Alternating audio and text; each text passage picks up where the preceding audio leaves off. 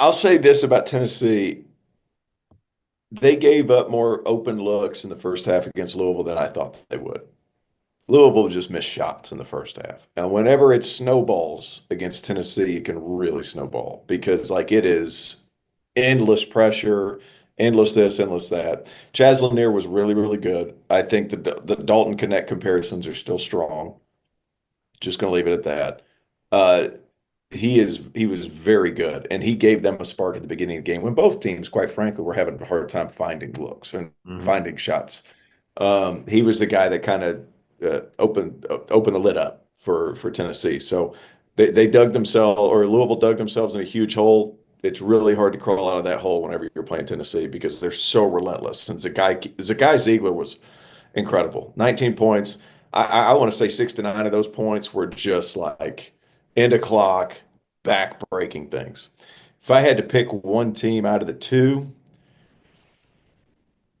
that's tough because I think it depends on what you want. If they played right now, I think Tennessee would win. If they played in February, I think Baylor would win.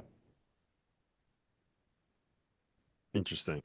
See, I feel better about Tennessee, and that's probably because of where I had Tennessee at the start of the season. Like I was kind of down on them. I had Well, them back in the SEC, I think. I like Yeah. they're hey, kind of I where I was now think they're going to be. I was a little well, here's why, guys. And you can tell me if I'm an idiot for this, but Well, I looked at who they brought in and kind of the roster that they built, and I was like, Rick Barnes wants to do everything based off like toughness and physicality, right? Like that's kind of the identity of his programs. And then he brings in a bunch of guys that like are kind of more or less like a little bit more finesse, shot makers, jump shooters. And like that take was fucking horrible. Like they went out there and they kind of beat up on Louisville a little bit. I think you're right about the open looks that Louisville got to you, but I think part of the problem was one, they were sped up a little bit because they knew what Tennessee was defensively. And then two, once they missed a couple and they were like, all right, we're gonna try to get to the basket. Nah, no, you weren't doing that against them. they're So I huge. left that thinking like Tennessee, this Panda, go ahead. I know you got something to say. Tennessee's gonna be really, really, really good. I said this on this show in the preseason when You we Yeah, did did. you the did. preview. Mhm. I said I really think we're just riding them away. Look, they have become not to the national championship level, but in the regular season and in the first weekend of the tournament, they have become a Villanova like under Jay, Houston like staple to your top 10 or so. That's how good they are. Yeah. That's how consistent they are. This was a nightmare matchup for Louisville the first week of the season because Rick Barnes is now recruiting for offense. He knows he's going to get them to defend. Mhm. He's that good of a coach, and so is his staff. He's not worried about he wants some dogs, but he can make them, he can turn them into dogs too. He really can. I mean, for heaven's sake, the volunteer mascot is a dog. So, Ooh, Smoky. yeah, Smokey. Go Vols, by the way. No, big game this week? Yeah, big game this week, right? Down in Georgia? Yeah, it's a big one. Huge game. Huge Huge game. game. Fun Good game. luck to the Vols. I think they're 9.5 point dog. Might be a live dog there against Georgia. Everybody just going on Georgia. Here's the thing. They're tough. Chaz Lanier was a great ad. He does have some of that connect like scoring prowess in him. They shot 10 for 19 from three. That's a really good sign. I don't care what defense that's against. That's a really good sign.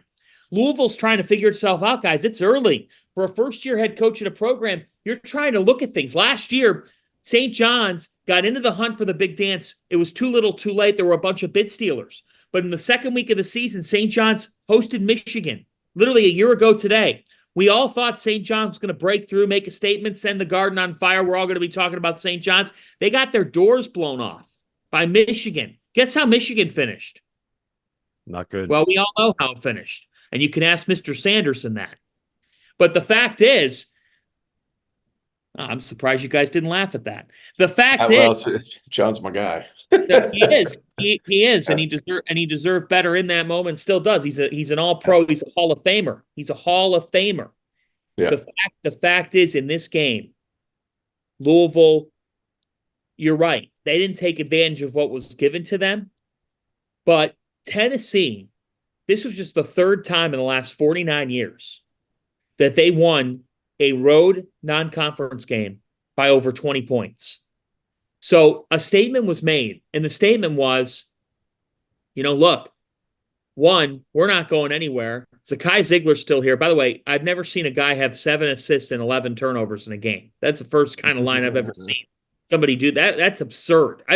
11 turnovers. I don't know if I've ever seen that in a game. He's probably the only player that can get away with that. Lanier was terrific. Felix Okpara was a good transfer ad. And then from there, they figure it out, guys. Like Jordan Gainey did enough.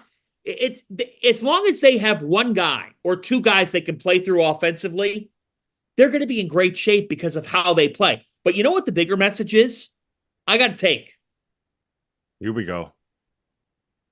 The Southeastern Conference could be America's best conference. Oh, that's not a hot take. No, it is. That league is loaded. It is when the Big 12 has owned the mansion in the last 3 or 4 years. Yeah. It is when the Big 12 has been the absolute, don't even think about it, conference. The SEC has 3 legit title contenders.